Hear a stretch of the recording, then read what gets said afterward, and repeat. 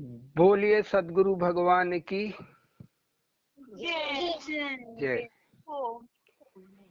ओम। अर्जी मेरी मर्जी तेरी। अर्जी क्या होता है? उर्दू का शब्द है अर्जी। अर्जी माने कि प्रार्थना।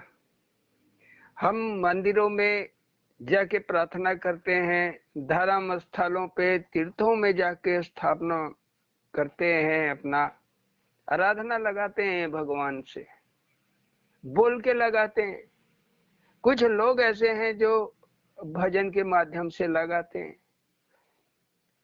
कुछ लोग चालीसा के माध्यम से लगाते हैं, जो चालीसा पाठ करते हैं उसमें भी कुछ आराधनाएं शामिल हैं।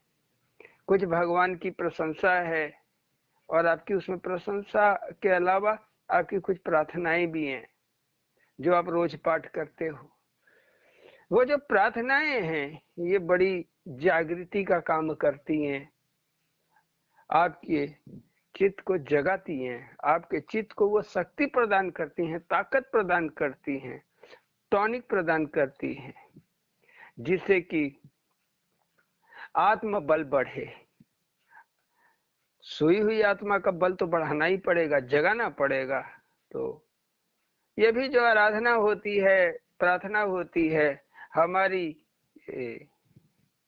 घर गृहस्थी को लेके है, हमारी जिंदगी को लेके है। तब यह धूर्त राष्ट्र कहलाता है। धूर्त, धूर्त माने धूर्तताई। हम भजन तो कर रहे हैं लेकिन बदले में भगवान से क्या मांग रहे हैं? अपने स्वार्थ का चीज। कृष्ण कहते हैं गीता में, भजन हमेशा निस्वार्थ होना चाहिए। भगवान की भक्ति, भगवान का पूजा जो निस्वार्थ भाव से करेगा, तो निस्वार्थ भाव से करने वाला कौन हुआ? ये पांडव हुआ। कुरुक्षेत्र हमारा देह ही है, हमारा शरीर ही ये कुरुक्षेत्र है। कुरुक्षेत्र माने, कुरु माने करो, करो क्या करो? कुछ करो। तो हम तो कर ही रहे हैं, अपने घर के लिए, परिवार के लिए सब कुछ कर रहे हैं, कुछ अपने लिए भी बहुत कुछ कर रहे हैं। लेकिन हम जीव के लिए क्या कर रहे हैं? माने अपने आत्मा के लिए क्या कर रहे हैं? कुछ कर रहे हैं? कभी इस आत्मा की तरफ ध्यान गया किसी का? तो जो कुरुक्षेत्र है माने हमारा चित्त, हमारा मन, यहीं पे दो तरह की वृत्तियां रहती हैं, माने दो तरह के विचार रहते हैं। एक विचार धृत राष्ट्र कहलाता है और दूसरा विचार पांडव कहलाता है। पांडव माने पुण्य। जो पुण्यमयी विचार हैं वो हमारे एक जगह इकट्ठे रहते हैं, जिनको पांडु कहा जाता है। और जो हमारे बुरे विचार हैं वो धृत राष्ट्र, धृत राष्ट्र माने धूर्तों का राष्ट्र, इन्हीं के पुत्र है धृतराष्ट्र और इन्हीं की लड़ाई है। धृतराष्ट्र के पुत्रों की, पुत्र माने वृत्तियां, माने वह वृत्तियां जो धूर्त हैं, काम, क्रोध, लोभ, ईर्ष्या, राग, द्वेष। संसार में जो लगाव है, संसार के लिए रात दिन हम जो मेहनत कर रहे हैं, कोई मनाही नहीं है कि नहीं करो, नहीं करोगे तो खाओगे क्या। जो आप ये मेहनत कर रहे हो, इसके पीछे का रहस्य ये है कि आप अपने कर्जे को भर रहे हो। कोई लड़का है मेहनत कर रहा है, कोई लड़कियां हैं मेहनत कर रही हैं। हम घर में ये काम करते हैं, बर्तन धोते हैं, कपड़ा धोते हैं, औरतें कहती हैं, लड़कियां कहती हैं, लड़के बोलते हैं हमने ये कर दिया, आटा पिसा दिया, हमने वो कर दिया। सब कहते हैं, सब कहते हैं। पिता भी बोलता है अरे हम कमाते हैं, दिन भर खटते हैं। तो तुम खटते नहीं हो, खटना तुम्हारी व्यवस्था है। तुम्हारे संस्कार जो बैठे हुए हैं वह तुम्हें खटवा रहे हैं कर्जा भरने के लिए। औरतें कहती हम दिन भर काम करते हैं घर में, कोई बड़ा ही नहीं करता है। ये भी धूर्तराज, ये भी धृत का राष्ट्र है। हम सेवा, ये सेवा समझ लें कि भगवान ने हमें ये सेवा दिया है,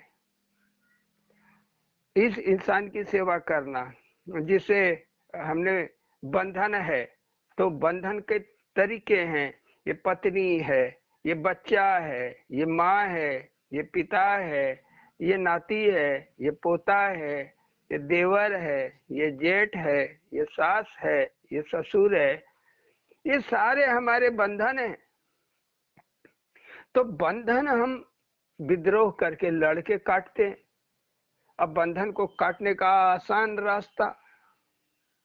रास्ता, सही रास्ता, सही तरीका तो कृष्ण रूपी सदगुरु के पास है। सदगुरु की शरण में जाओ, अपनी सारी समस्याएं बताओ, घर से लेके जिंदगी की हर समस्या हल मिलेगा, समस्या का हल मिलेगा। उस पर विचार करके देखो, उसे करके देखो, क्या मिलेगा फिर? सुकून मिलेगा, माने शांति मिलेगी, शांति मिलेगी आपको। और जब शांति मिल जाएगी तब मान लेना कि यही कृष्ण है, माने योगेश्वर है। कृष्ण माने योगेश्वर, योगियों का ईश्वर। योगी हम शब्द सुन के बाहर झांकना शुरू करते हैं। योगी माने होता है जुड़ना, जुड़ना। आप अपनी आत्मा से आज से ही जुड़ गए, अगर आप ओम नाम का भजन करने लगे या राम नाम से भजन करने लगे, किसी भी 2-2.5 अक्षर नाम से आप भजन करने लगे, तो समझ लीजिए आप जुड़ गए, जुड़ गए। लेकिन कहाँ जुड़े हो? अभी भजन में जुड़े हो, नाम भजन में जुड़े हो। तो बस पहला लाइन यही है कि दूसरा है सेवा। अब आप आश्रम में जाके सेवा करना चाहोगे तो इस जगत को ही परमात्मा का आश्रम समझ लो। सब समझने का फेरा है, ये संसार ही आश्रम है। जान लो कि आश्रम में ही रह रहे हैं। मेरे सदगुरु मेरे साथ हैं, जैसे कृष्ण के हमेशा अर्जुन के साथ रहे। तो अर्जुन है कौन? आराधना करने वाला। जो आप भजन में लगाते हो या चालीसा के माध्यम से लगाते हो या रामायण पाठ, चरित्र पाठ जो भी करते हो, उसमें आपकी कुछ प्रार्थनाएं शामिल होती हैं, प्रार्थनाएं शामिल होती हैं।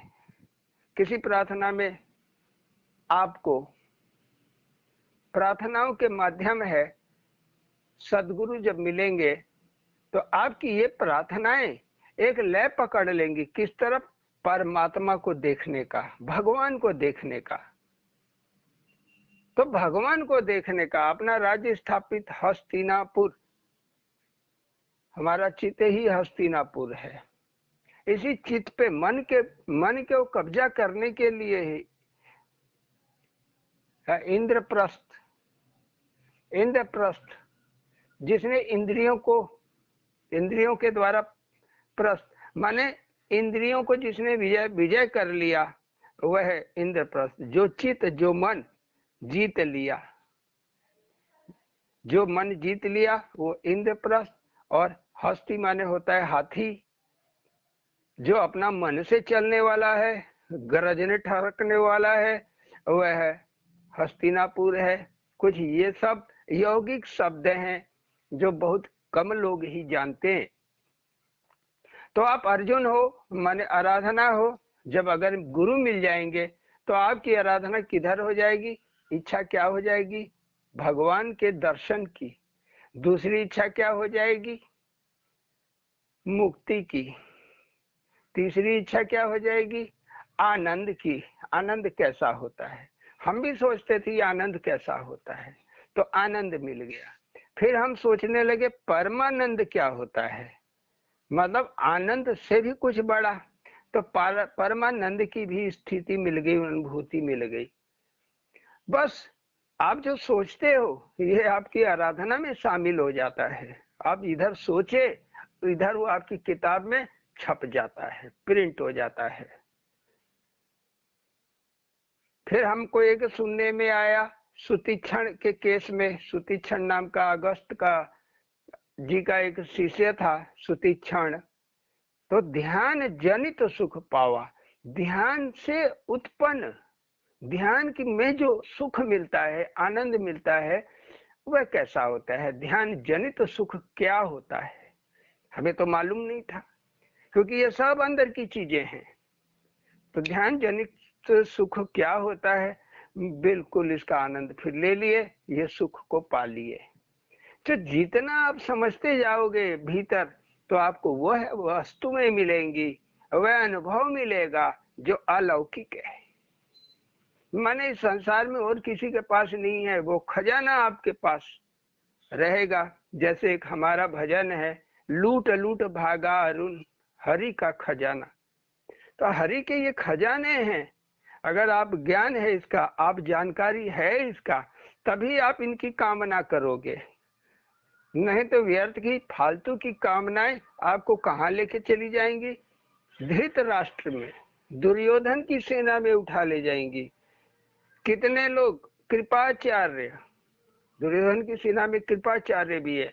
कृपा माने आधी, ऐसे बहुत से साधक हैं, भगत हैं जो आधा अधूरी जानकारी है और वो लगते हैं सबको आशीर्वाद देने, गुरु बन जाते हैं। तो इनको कहते हैं कृपाचार्य। अपने तो पाए नहीं, अपने तो गुणी में हुए नहीं, और दूसरे को लगे गुण बताने, तो इसको कहते हैं कृपाचार्य। ये भी दुर्योधन की सेना का अंग है। तो जब लोग छोड़ देते हैं, नहीं भैया, बस कह देते हैं गुरु दरबार जाओ, गुरु दरबार जाओ, एक बार दर्शन करो, खुद ही जुड़ जाओगे, अच्छा लगेगा, जुड़ जाओगे, आगे जान जाओगे। तो ये हो गया, बच गए कृपाचार्य से। वैसे ही द्रोण का आचरण करने वाला द्रोणाचार्य, द्रोणाचार्य उन लोगों को कहते हैं जो इधर बैठ के अपना हरि नाम या ओम नाम, राम नाम ये भी जपते हैं, भजन करते हैं, नाम का भजन करते हैं, लेकिन राम को नहीं जानते कि वह राम या वह ओम या वह शिव या वो राधा राधा जिसका भजन कर रहे हैं, या वो कृष्णा कृष्णा या वो सीता सीता जिसका हम भजन कर रहे हैं, वो एक ही का इतने हजारों नाम, और वो बैठा है दिल में, वो बैठा है दिल में, हर दिल में बैठा है वो।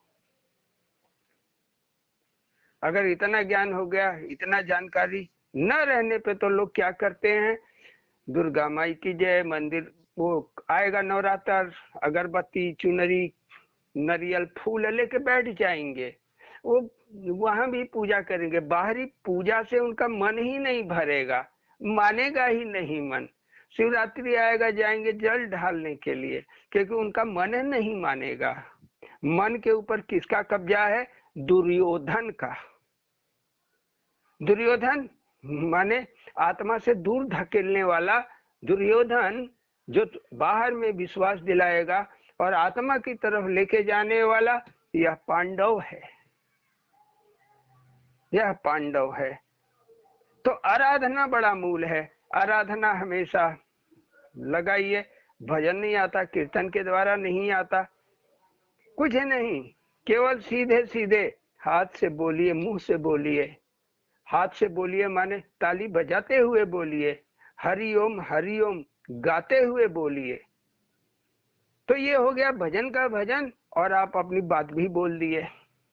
हरि ओम बोलते बोलते बस 2 मिनट 1 मिनट अपनी बात बोलिए, ताली ना रोकिए, तालियों को बजाते रहिए, फिर हरि ओम भजन करिए।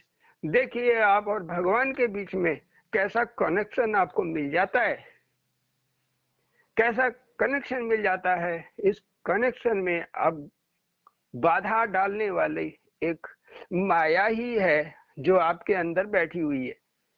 यह माया ही बाधा डालेगी, तो ये माया ऐसा रूप बना के आएगी कि आप डर जाओ, घबरा जाओ।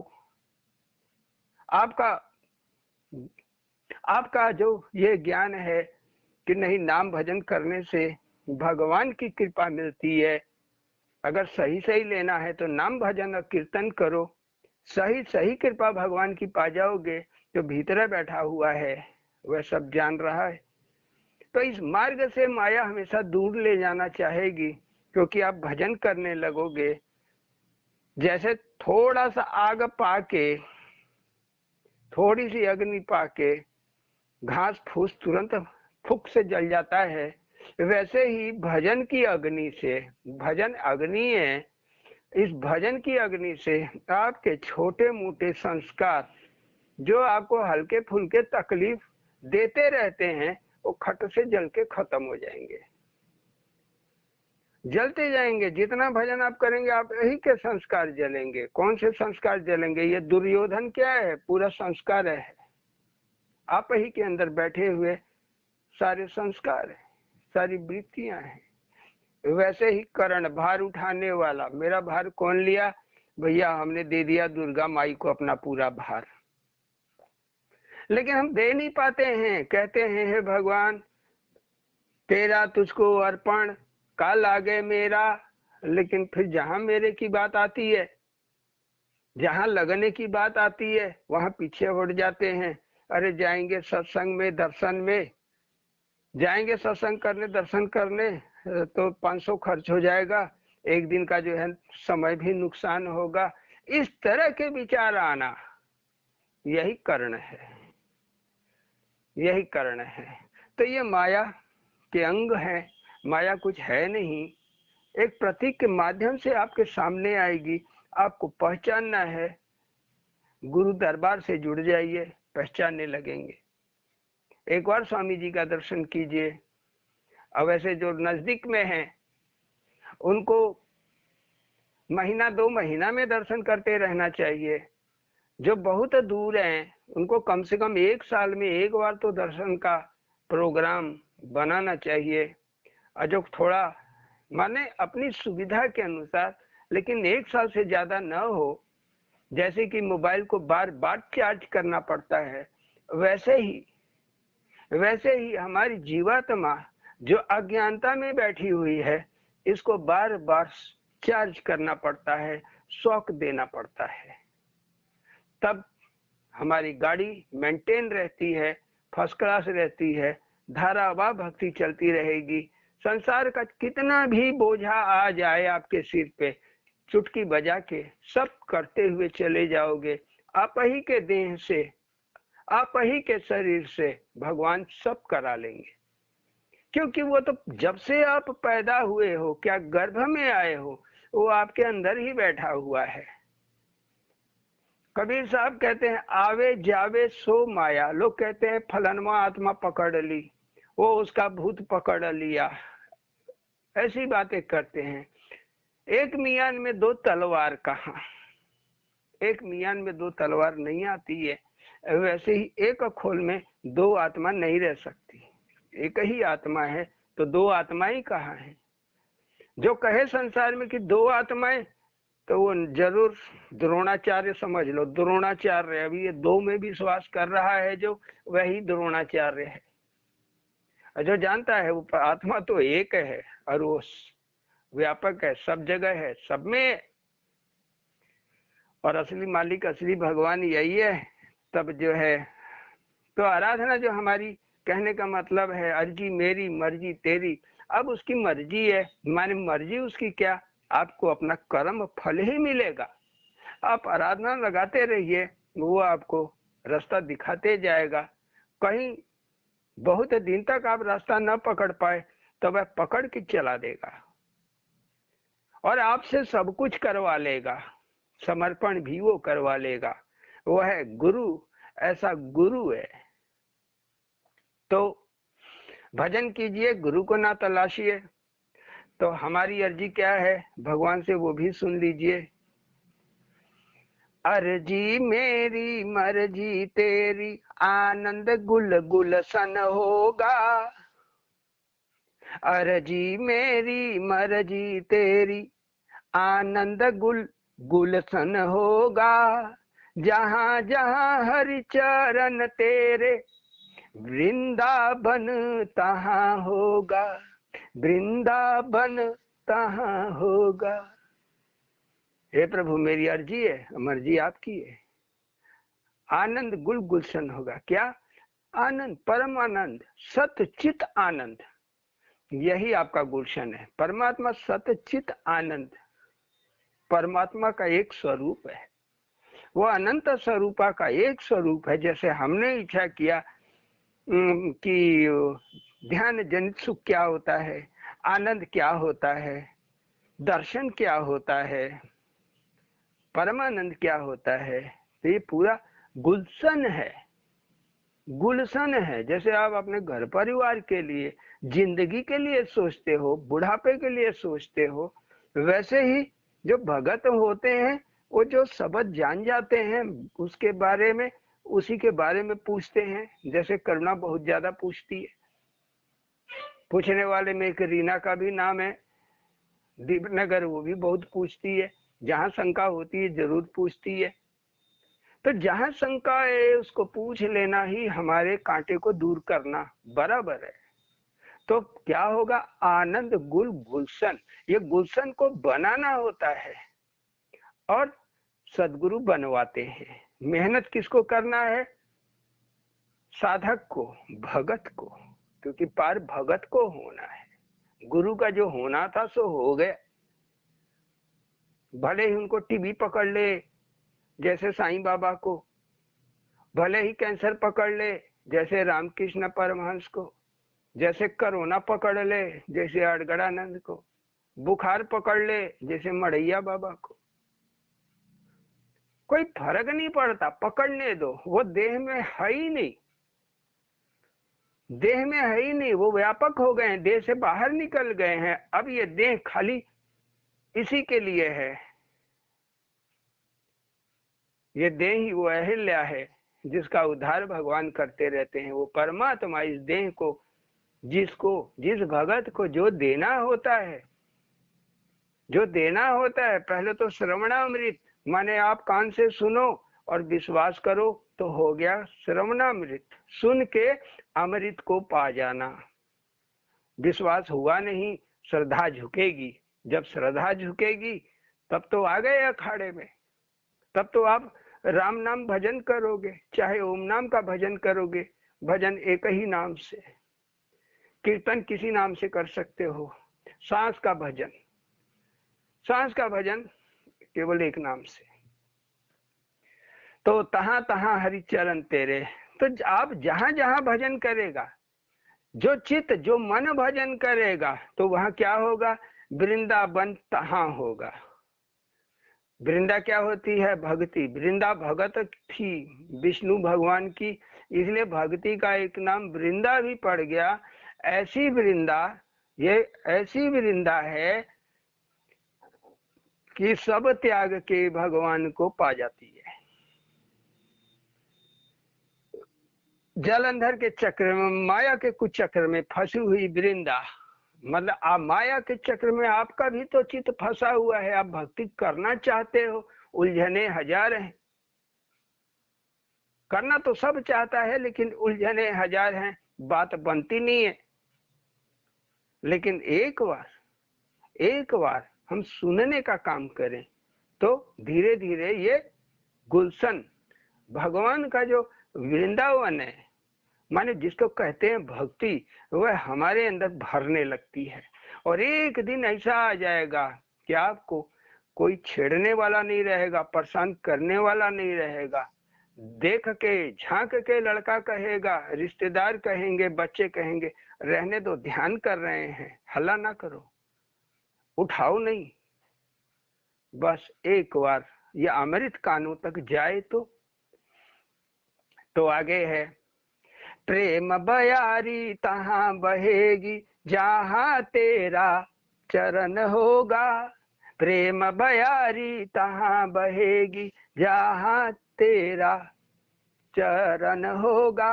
जमुना की लहर अरुण बांके बिहारी पग होगा। जमुना की लहर अरुण बांके बिहारी पग होगा। प्रेम बयारी तहां बहेगी, वहां शत्रुता नहीं रहेगी, वहां कोई शंका नहीं रहेगी। वहां वह भक्ति तो ऐसी है कि आपके अंदर प्रेम को जगा देगी। आपको अपने जानवरों से भी प्रेम रहेगा, ऐसा जगा देगी। कोई चींटी भी मार दिया तो आप कहोगे राम राम, बुरा किया। आपके पैर से दब के कोई मर गया, कीड़ा मकोड़ा, तो आप कहोगे राम राम। ये इस तरह की बयारी बहेगी, हमारा हवा बहेगी, आपके अंदर ही बहने लगेगी, बाहर कहीं नहीं, अंदर बहने लगेगी। और जहां तेरा चरण होगा, तो जहां प्रेम बयारी रहेगी ये तो बड़ा मुश्किल है आना, लेकिन जब प्रभु का चरण चित्त में आ जाए, उतर आए, आपको दर्शन हो जाए उसके स्वरूप का, उसके गेट का भी, उसके घर का भी दर्शन हो जाए, तब ये समझ लीजिए प्रेम बयारी का जन्म हो जाता है। यह हवा बहने लगती है अपने आप। तो जमुना की लहर, जमुना क्या है? जोग, जोग ही जमुना है। क्या लहर आने लगती है? जो साधक ऊपर में पहुंच गए हैं, ऊपर के साधक हैं, जैसे अब नाम क्या बताना, गुप्त रखते हुए नाम को। हमारे साथ ही बहुत से ऐसे साधक हैं, भगत हैं, जिनके अंदर बार बार भजन की लहर उठ रही है। दिन में 4 बार, 5 बार, 10 बार, कभी कभी दिन भर, रात भर। तो भजन की लहर का चित्त में से उठना और बार बार गाने का मन करना, गाना, न गा पाए तो सुनने का आनंद लेना। तो अब क्या है? ये जमुना की लहर कहलाती है। जो नीचे वाले साधक हैं इस स्तर में, जिनके अंदर अभी ये लहर नहीं उठी है, उनकी लहर क्या रहेगी? उनकी लहर ऐसी रहेगी, खाना बना रहे हैं, ध्यान लग गया, इधर दूध उबल के गिरने लगेगा, जब महकेगा तब आंख खुलेगी, अरे दूध जल गया। बार बार गाड़ी में बैठे, ध्यान लग गया, खाना पकाने बैठे, ध्यान लग गया, थोड़ा सा आराम करने के लिए लेटे, सोचे 10 मिनट लेट ले, फिर चल के काम कर लेंगे, ध्यान लग गया। झाड़ू उठा के झाड़ू साफ करने चले, हाथ में झाड़ू बैठे बैठे बैठ गए, क्या लग गया? ध्यान लग गया। तो इस तरह ध्यान की लहर बार बार शुरुआती वालों को आएगी, और अंतिम लहर तो बड़ी आनंददायक है, वो तो आनंद सागर में डुबाएगी, बार बार भगत को डुबाएगी। तो उसी का अनुभव बांके बिहारी पग होगा। बांके बिहारी, बिहारी माने रहने वाला, बिहार, बिहार माने घर, जहाँ भगवान विहार करते हैं। जैसे मंदिर, तो मंदिर एक घर हो गया भगवान का, गुरुद्वारा तो एक घर हो गया। वैसे भगत का चित्त ही, भगत का चित्त ही वो परमात्मा का घर हो जाता है, कि जहां शरीर से जाएगा चित्त उसका साथ रहेगा। शरीर भले ही यहाँ पड़ा रहे, लेकिन उसका चित्त कहाँ रहेगा? भगवान के पास, सदगुरु के पास। तो एक तरह से वो है कहाँ? अब वो शरीर में नहीं है, वो चला गया है सदगुरु के पास, काया इधर बैठी हुई है। इस तरह अपनी ही काया से भगत साधक अलग होने लगता है, अलग होने लगता है। किसकी वजह से? वो बांके बिहारी बड़ा मजेदार है, जो वो बांके बिहारी, ऐसा बिहारी जो बड़ा मजेदार है, आपके अंदर बैठा है, बड़ा खेल खिलाएगा। बस उसके खेल को समझिए, उसके खेल को जानिए। तो ये कब होगा? जब ध्यान की लहरें उठेंगी। जब वो आ जाएगा तो ध्यान की लहरें उठेंगी। यही आने की पहचान है। काम क्रोध मोह लोभ ईर्षा राग समन होगा, तभी जब प्रेम का राग उठेगा, अंदर से भजन ध्यान उठेगा, उमड़ेगा बार बार, भजन उमड़ेगा बार बार, तभी काम, काम माने कामनाएं। कोई बोलेगा ए हमें लड़कियां बदे कह देना थोड़ा सा, भगवान के बड़ी दिन से बुखार नहीं आया, उतर रहा है, थोड़ा सा भगवान से अपने कह दो उतर जाए। आप कहोगे हाँ हाँ ठीक है, फिर आप भूल जाओगे। लाख लाख सिफारिश लगाएंगे लोग, क्या यही स्थिति है जहाँ के सिद्धि मिल जाती है। लाख लोग प्रार्थना लगाएंगे, लेकिन कुछ भी आपके मन में बैठबे नहीं करेगा। खाली कान से सुना और दूसरे कान से बाहर हो गया। आपके अंदर वो लहर उठती रहेगी भजन की।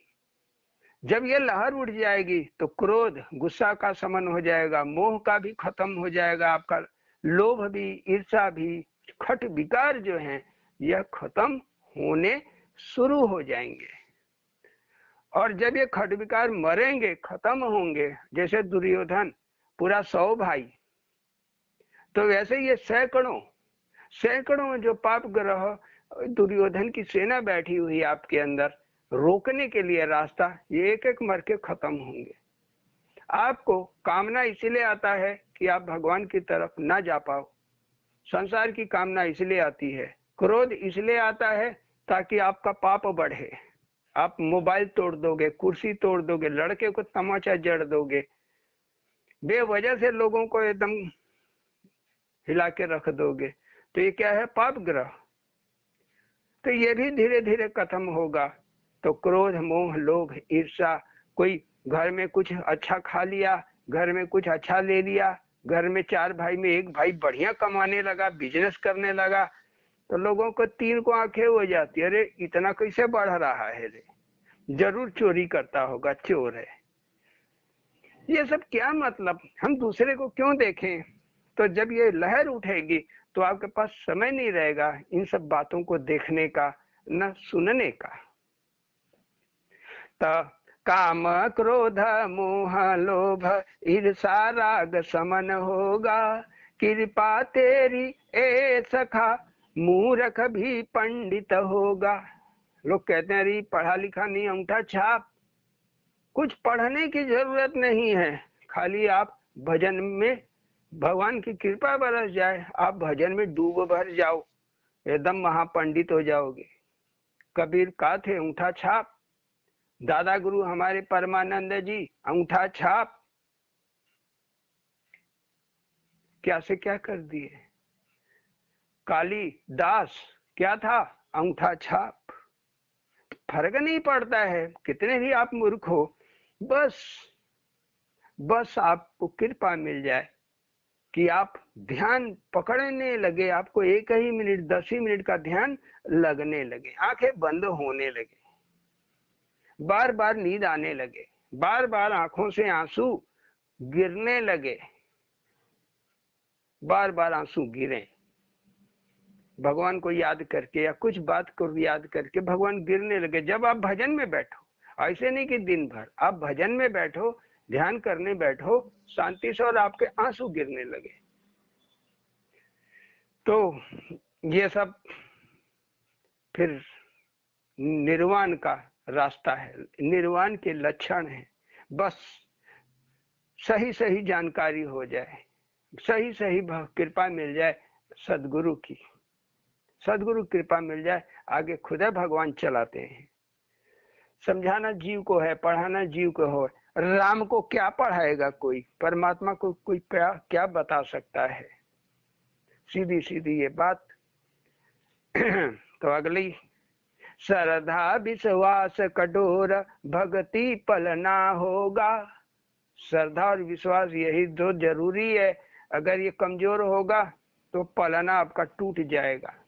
चित्त ही पलना है, जब भक्ति करोगे तो चित्त ही पलना बन जाएगा। भगवान के बारे में साधक सोचते सोचते झूलते रहेगा, माने मन उसका झूलते रहेगा, ऊपर नीचे, आगे पीछे, दर्शन करने चलूं कि ना चलने चलूं, तो हई कर दूं, तो हई भजन करवा दूं, तो हई भंडारा करा दूं, एक दिन सबको बुला के भजन करा लूं अपने घरे। इस तरह का पलना शुरू हो जाता है, इच्छा शुरू हो जाती, ये है पलना। तो श्रद्धा विश्वास कठोर, श्रद्धा विश्वास कठोर, भक्ति पलना होगा, ये पलना बन जाएगा। भक्ति पलना होगा, झूलोगे तुम हरि, मगन अरुण होगा, झूलोगे तुम हरि, मगन अरुण होगा।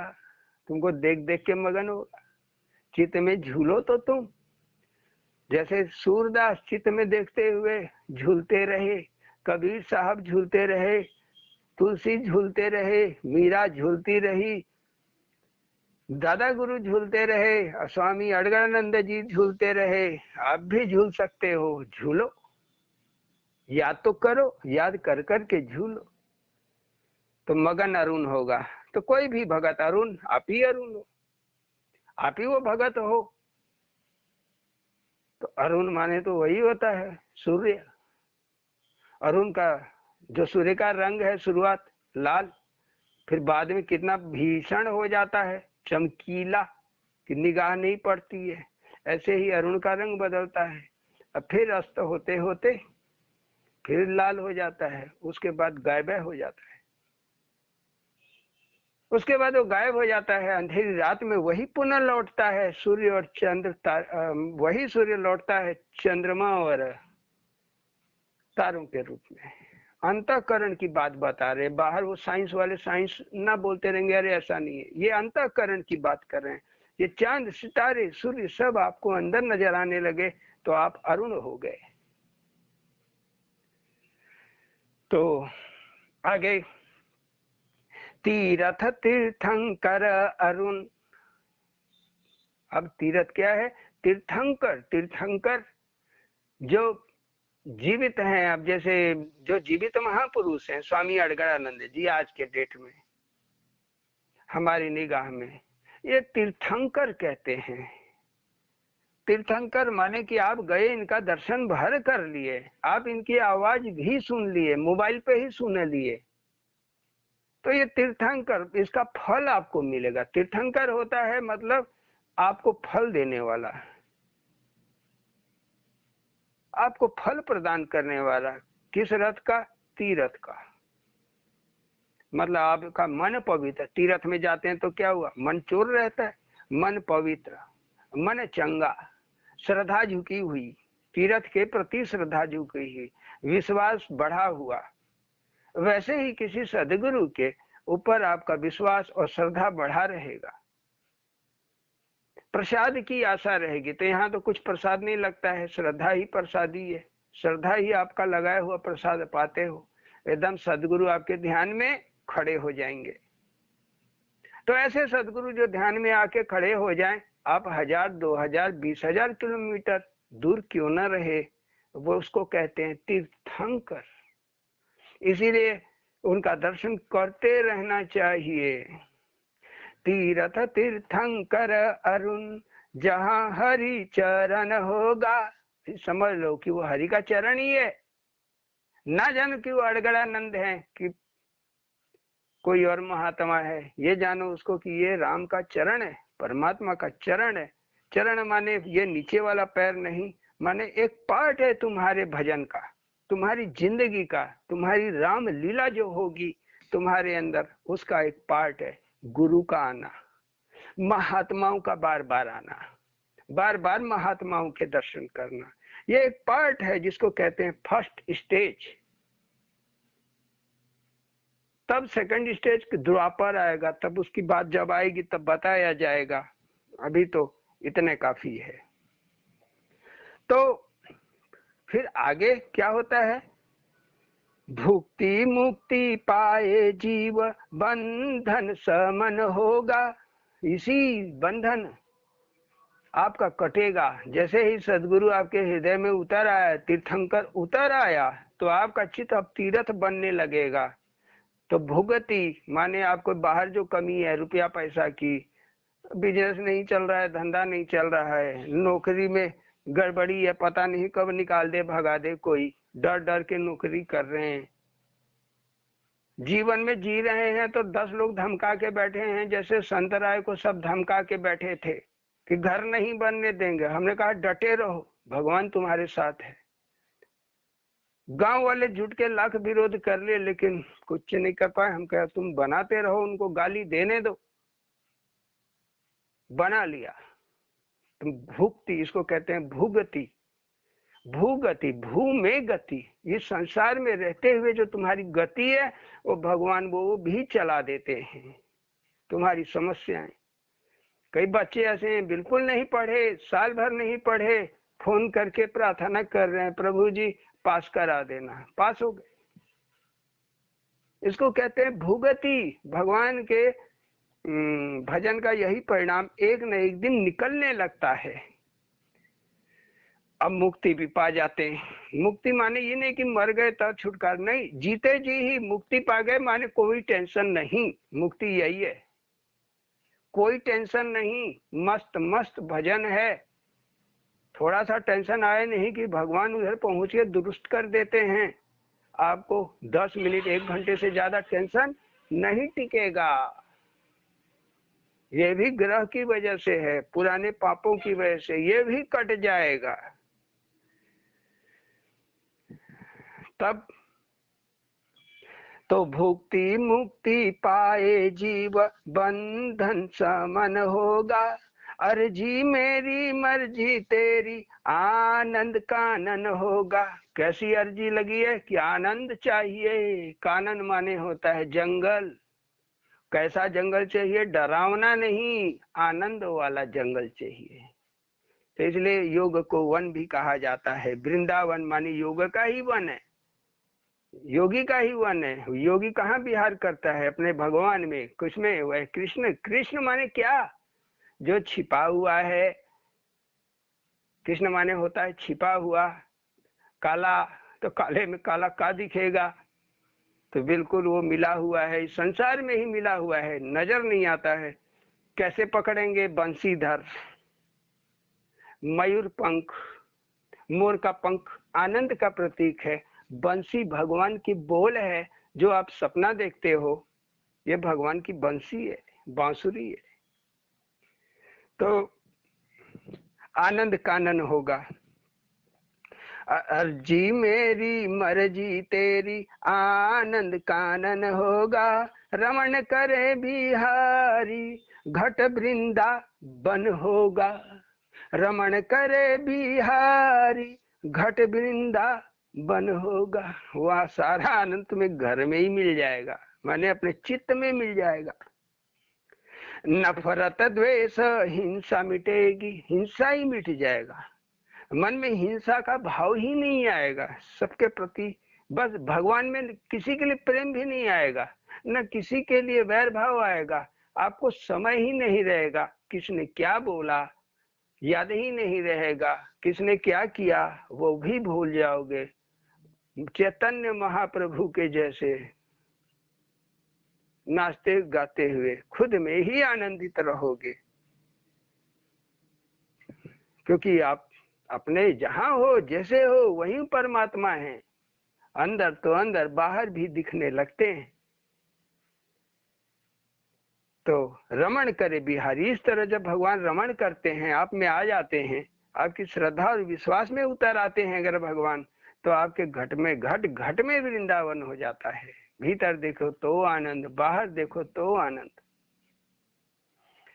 नफरत द्वेष हिंसा मिटेगी, शांति आमन होगा। घट घट दर्शन तेरा अरुणम चरण होगा। अरुणम चरण होगा माने आनंददायक। अरुणम भगवान का यह स्वरूप जो अरुणम होता है, देखोगे तो खो जाओगे। बार बार जय देखने का मन करेगा। बार बार आता भी है, लेकिन हरि की इच्छा तबे देते हैं। तो घट घट दर्शन तेरा अरुणम चरण होगा।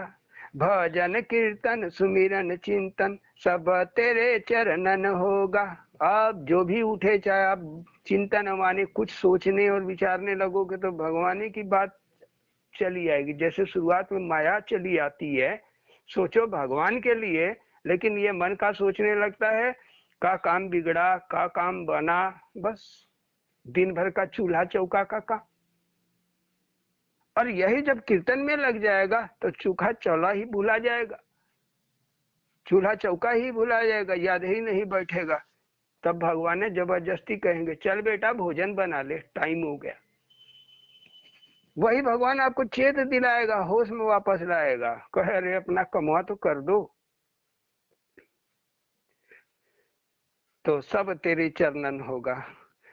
तो जल के राख कामनी लंका दहन होगा। जल के राखा कामनी लंका दहन होगा। लंका माने संसार को याददाश्त। जो संसार को चित याद रखता है, ये जल के खत्म हो जाएगा तो लंका दहन हो गया। कामनी माने होता है कामनाएं। जब कुछ इच्छा ही नहीं है, जल के सब राख हो गया, तब और क्या चाहिए? कबीरा भया राख, कबीरा मिल गया खाक, तो और क्या चाहिए? तो जाको कछु न चाहिए सोई सहनशाह। सहनशाह माने परमात्मा। जिसको कुछ नहीं चाहिए वही सही सही परमात्मा को अनुभव कर सकता है, दर्शन कर सकता है। तो ये ऐसे तो होना बड़ा मुश्किल है। तो जब भगवान भजन कीर्तन, वो जमुना की लहर, योग की साधना की लहर उठने लगती है, तब आपको ये धकेल के जबरदस्ती करा करा के भगवान आपकी लंका का दहन करा देते हैं। और चित्त में उठने वाले कोई विचार 2-4 मिनट रहेंगे, फिर वापस आ जाओगे, माने अब उनका दहन हो गया, राख हो रहे हैं। कृपा सदगुरु प्रहलाद, फिर कली पैदा होगा, फिर से प्रहलाद पैदा होगा, कली में पैदा होगा। कोई भी साधक, कोई भी भगत जब भजन की पहली बार शुरुआत करता है, नाम भजन की, तो कली में ही रहता है। कली एक काल है, पहला काल है कली, दूसरा काल है द्वापर, तीसरा काल है त्रेता, और चौथा काल है सतयुग। इस चौथे काल के चारों का प्रलय होने के बाद तब परमात्मा का प्रहलाद है। अनहद वो नाद, वह आनंद स्वरूप जो झलक झलक 2-4 मिनट के लिए, 1-2 सेकंड के लिए मिलती है, वह पैदा होगी, कलयुग में ही पैदा होगी। कभी आप ध्यान में बैठे हो, तड़ाक से आपको बिजली चमक लगेगा, बिजली गिर गई, या जोर से बादल गरजने की आवाज आएगी। ये क्या है? आह्लाद है, इसी को कहते हैं आह्लाद, इसी को कहते हैं शब्द। यही है शब्द। तो ये शब्द आप भजन करो, कलयुग की स्थिति एकदम जीरो लेवल के हो तो भी यह आह्लाद अनुभव आपके आने लगेगा। ठीक। कृपा सदगुरु प्रहलाद, फिर कली पैदा होगा, जल जाएगी होलिका, आह्लाद हरि हरि होगा।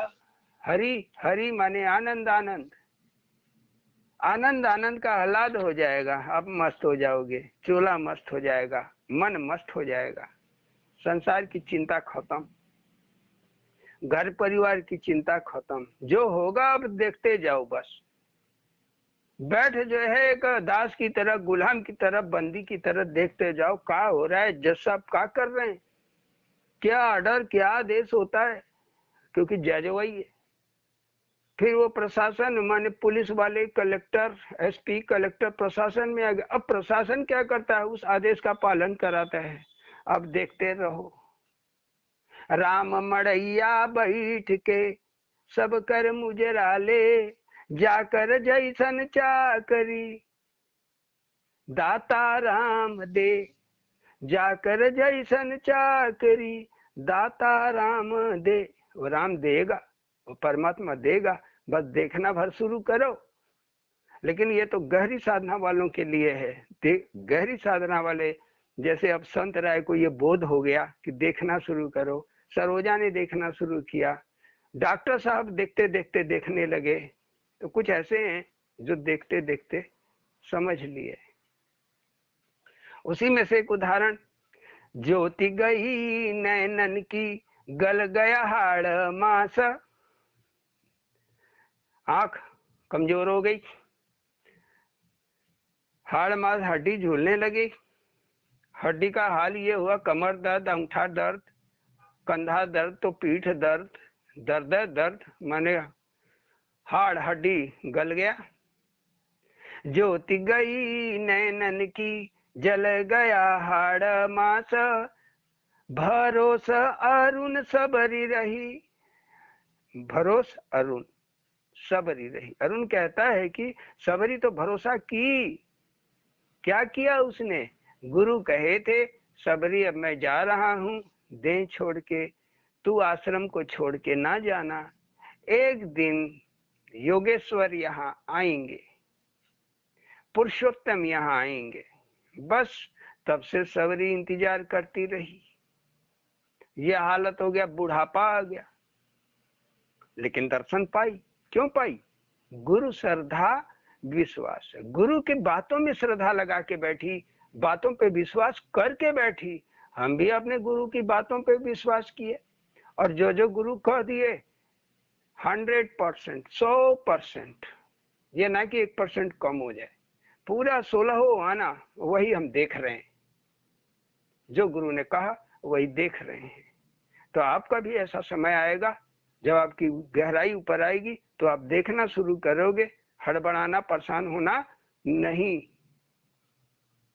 परेशान नहीं होगे, हड़बड़ाओगे नहीं, ये तुम्हारी वृत्ति बन जाएगी, मन ऐसी स्थिति में आ जाएगा।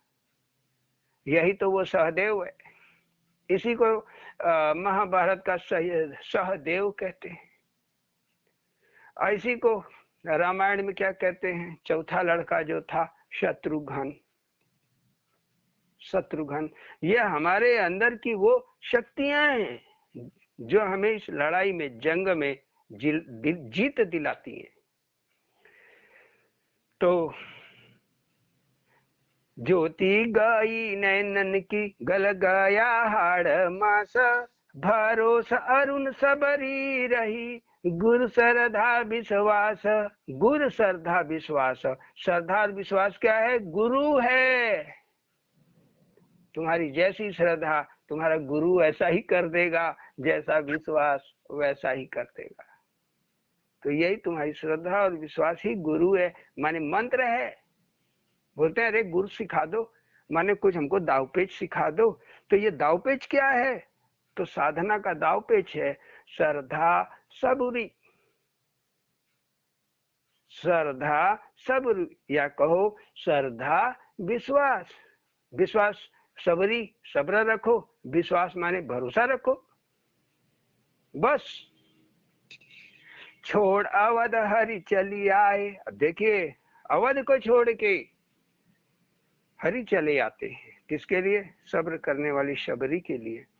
छोड़ अवध हरि चली आए, किया नहीं निराश, नहीं निराश किए। और आप जानते हो भगवान इतना लाख रोके जा रहे थे, दशरथ और लोग भी समझा रहे थे, मंत्री भी समझा रहे थे, और सब रानियां बोल रही थी, एक कैकेयी को छोड़ और दूसरी मंथरा को छोड़। लेकिन राम अड़ गए, ना मैं तो जाऊंगा, मैं अपनी बात, माता का बात नहीं मानूंगा, मैं कौशल्या माता का बात मानूंगा, क्योंकि काम बनाना था। जंगल में न जाते तो सबरी को कब मिलते, बेचारी मर जाती। बाद में भी जाते तो और लोग तो मिल जाते, उतने बूढ़े नहीं थे। लेकिन अगस्त ऋषि और सबरी जैसे ये लोग बहुत एकदम बूढ़े हो गए थे, कब मरेंगे, अब मरेंगे, कल मरेंगे, इस तरह के थे। इसलिए तो श्राप को ग्रहण कर लिया। तो छोड़ अवध हरि चली आए, किया नहीं निराश, अपने जन के कारण हरि लिए बनवास। अपने जन के कारण हरि लिए बनवास। ऐसा वो परमात्मा है। अहिल्या अतरी अनुसुईया, अकेले केवल उसी सबरी के लिए ही नहीं, और भी हैं। अहिल्या अतरी अनुसुईया, अहिल्या सती थी, अनुसुईया सती थी, अतरी ऋषि थे, सरभंग, अगस्त, सुतीक्षण जैसे शिष्य था, केवट बचा था बेचारा। तो इनके लिए और भी ढेर सारे, हो सकता है आपने भी उस जन्म में पैदा हुए हों, दूर से ही उनके दर्शन हुए हों, वही दर्शन का लाभ आपको इस जन्म में है। वो राम आपको इस राम गंगा तक पहुंचा दिया कि लो ये गंगा और नहाओ, माने सुनो, विश्वास और तुम्हारी श्रद्धा के हिसाब से ही तुम्हारी अभी हल्के गाड़ी हाक, मेरे राम गाड़ी वाले, तुम्हारी गाड़ी चलनी शुरू हो जाएगी। तो अहिल्या अतरी अनुसुईया, अहिल्या अतरी अनुसुईया, सरभंग अगस्त सुतीक्षण, तार दिए हरि के वट के सारे भगत गान। जिसने जिसने देखा, जिसको राम ने देख लिया, सबको तार दिया। इसीलिए तो अंदर बंदर सब पहुंच गए, वो ईद गिद्ध जटायु सब साथ दिए। बन गए मंदिर मस्जिद, जहाँ चरण है नाथ, जहाँ तेरा चरण है वही मंदिर है, वही मस्जिद है। माने जहां तेरा विश्वास और श्रद्धा का पाठ किया जा रहा है, जहां तेरा गुणगान किया जा रहा है, जहां तेरे लिए दुआएं और प्रार्थनाएं हो रही हैं, वो सब जगह तू है, खड़ा है वहां। जहां सामूहिक लोग जुट के करते हैं विश्वास, तो प्रकट हो जाते हैं। तो बन गए मंदिर मस्जिद जहां चरण है नाथ, अर्जी मेरी मर्जी तेरी शरण धरो अनाथ। इस अरुण अनाथ को अपनी शरण में ले लो। प्रार्थना मेरी है, मर्जी तो आपकी है, माने अपनी शरण में रख लो अपने लिए कामना। अभी क्या है कामना, लेकिन ये लगाएंगे तब है और रखेंगे। हम लोगों का सहूर तो है नहीं होने लायक कि भगत हो जाए कि ज्ञानी हो जाए। तो हमारे लिए तो यही है प्रार्थना की शरण धरो अनाथ। हम अनाथ हैं और हमको अपनी शरण में रखो। सीता हरण करा के मारे रावण कुंभकर्ण। सीता हरण क्यों करवाए? न सीता हरण होती रावण मरता, खरदूषण मरता। वो एक एक से एक रावण मही रावण मेघनाथ नारायण तक तो कौन कौन काल नेमी सब साफ करने के लिए सीता का हरण करवा दिए। सीता हरण करा के मारे रावण कुंभकर्ण, राखे विभीषण शरण। कहाँ रखे विभीषण को? अपने भगत को जो नाम जाप कर रहा था लंका में बैठ के अपने शरण में ले लिए। तो राखे विभीषण शरण दीन बंधु भगवान, राख सीता हरण करा के मारे रावण कुंभकर्ण, राखे विभीषण शरण दीन बंधु भगवन। दीन बंधु भगवन भागत फिरे दुर्वासा, देख भगत तमाशा। दुर्वासा भागते रह गए, यक्षिणी पीछे पड़ गई। क्यों पड़ गई? अमरीश, उनका शिष्य अमरीश की वजह से गुस्सा आ गया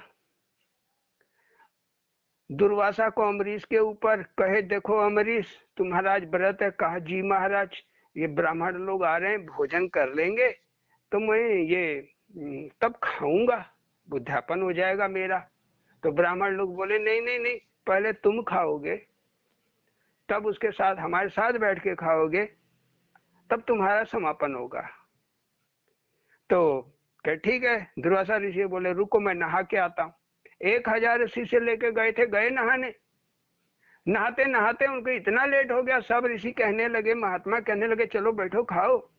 सब खाने लगे। लौट के आए, देखे तो गुस्सा में अपना मंत्र पढ़ा, एक राक्षसी निकली, दौड़ी मारने के लिए अमरीश को। अमरीश प्रार्थना करने लगा, हाथ जोड़ के नाम भजन में लग गया। तो उसके अंदर से एक ऐसा चक्र निकला, एक अग्नि निकलने लगी। लगी यक्षिणी भागने, लगी यक्षिणी भागने। दुर्वासा बोले अरे कहाँ भाग रही है? बोली मैं भाग नहीं रही हूँ, मैं तुम्हारे अंदर आ रही हूँ। बोले अरे मैं मर जाऊंगा। बोले तो मैं क्या करूं? ये जो चक्र है मैं से बर्दाश्त नहीं होगा। दुर्वासा भागे अपनी जान बचाने के लिए, या राक्षसी पीछे पीछे। वो गए, ब्रह्मा विष्णु महेश सबने मना कर दिया। तो कहे विष्णु भगवान आप भी नहीं बचाओगे, मैं तो आपका भगत हूँ। विष्णु भगवान बोले मैं क्या करूं? कहाँ से निकला? बोला उसके अमरीश के देह से निकला। बोला तो जाओ वहीं क्षमा मांग। तो दौड़ के आए दुर्वासा, क्षमा मांगे तो अमरीश, राजा अमरीश अपने हृदय से लगा दिए, कोई वैर तो था नहीं। तो यही कहानी, भागत फिरे दुर्वासा, देख भगत तमाशा। जिसने देखा होगा अजब देखा होगा, कहाँ एक महात्मा ऋषि दुर्वासा और कहाँ एक अदना सा भगत। तो अमरीश, तो देख भगत तमाशा, शरण धरा अमरीश, तब का भव त्रासा। शरण धरा अमरीश, तब का भवत्राशा, तब का भवत्राशा माने तब इस संसार में रहते हुए तुम क्यों चिंता करते हो, जब वो परमात्मा तुम्हारे हृदय में है तो तब वो करेगा, तुम्हारी रक्षा करेगा, सुरक्षा करेगा। लेकिन तुम रक्षा सुरक्षा की चिंता छोड़ के उसका नाम भजन करो। राधा मीरा कबीरा नानक तुलसी नाथा, पड़ा अरुण चरण तेरे शीस सिर माथा। हे सबके नाथ, इन अरुण के भी नाथ, ये सिर माथा ये पूरा दे चरण में तेरे, तेरे चरण में रख लो। अर्जी मेरी मर्जी तेरी, दिल बंसी बजता रहे, दिल में वो तुम्हारी बंसी बजती रहे, वह आनंद छाया रहे। अर्जी मेरी मर्जी तेरी, दिल बंसी बजता रहे, आनंद मगन अरुण चरण धरे पड़ा रहे, आनंद मगन अरुण चरण धरे पड़ा रहे। बस तुम्हारे चरणों को पकड़े रहूं, पड़े रहूं, यही प्रार्थना इस ईश्वर के साथ यही रखते हुए कल फिर भेंट होगी। बोलिए सद्गुरु भगवान की जय। ओम।